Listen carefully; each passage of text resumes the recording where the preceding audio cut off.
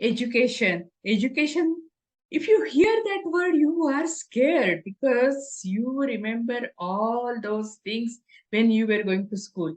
First of all, the peer pressure. That was so much. Means if your peers are performing really well at particular field and you are not, there is lot of pressure and you don't want to go through that again. So you are at this stage right now. You know that you want more education because the more you study, you can go higher in your job, in your field.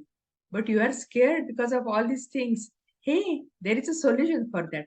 That's why e-learning, e-courses. There is no peer pressure. It's just you against you. You track your progress against your yesterday's progress. How you did yesterday, you just compare that today. If you are doing better, that is a progress. If you are not, hey, take a break and take a breathe. Yeah, you breathe calmly and study again. Here you are comparing yourself again how you were yesterday. You are better today. That is a progress. There is no peer pressure. Go for e-courses. Sure.